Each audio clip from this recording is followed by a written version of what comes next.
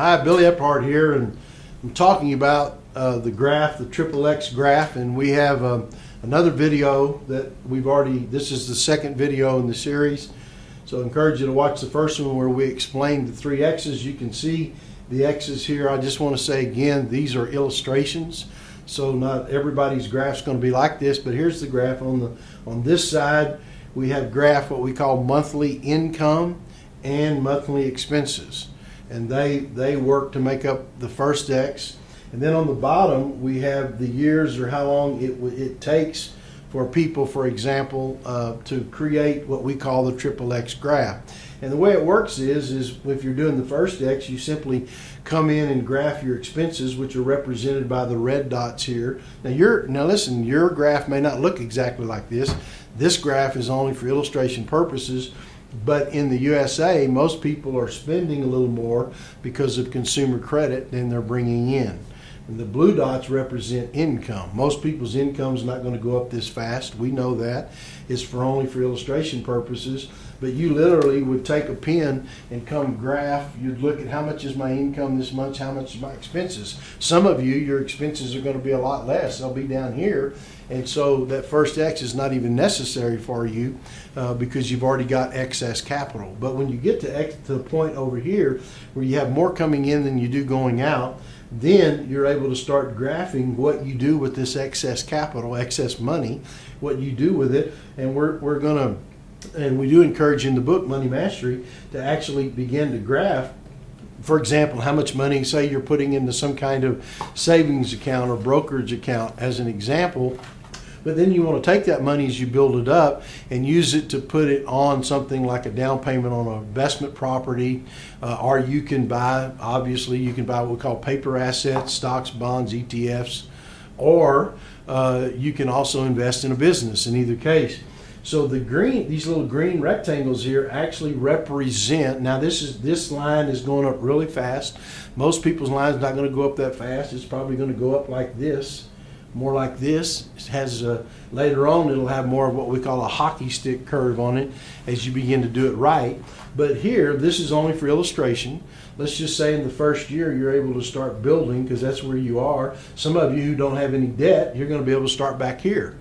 But what happens is this actually represents, and I put it in the book, it says, so what are examples that represent these assets that are producing income? And so some of that is, for example, rent from real estate. So you'd have to buy a piece of real estate, or dividends from stocks. In other words, we still have dividend paying stocks in this day and age.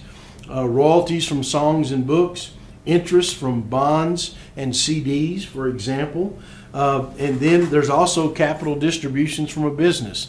And they represent what we mean. So if you own the business, or you own the real estate, or you own the song or the book, like this is intellectual property, and you own that, then that produces money. So you have ownership of something that typically increases in value over time, and that asset that's increasing in value over time also pays you.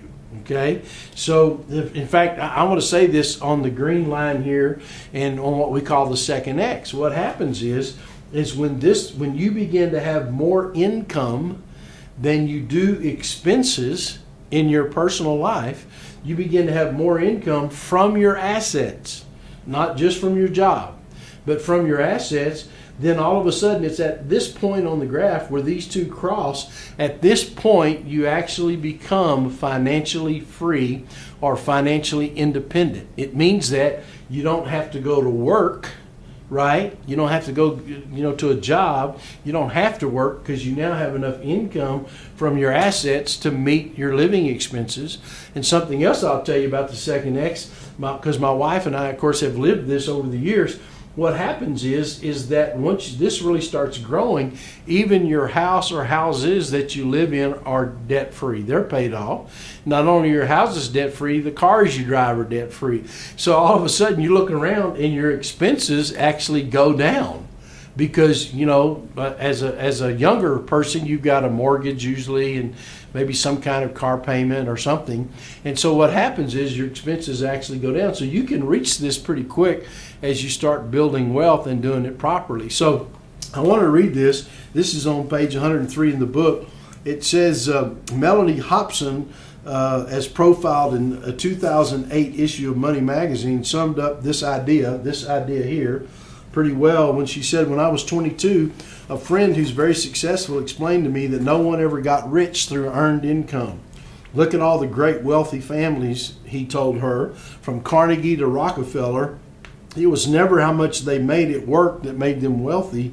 It was their investments. And that made me shift from thinking about a paycheck to thinking about building equity and long-term wealth. And as it has helped me a lot, instead of a raise, I asked for more stock.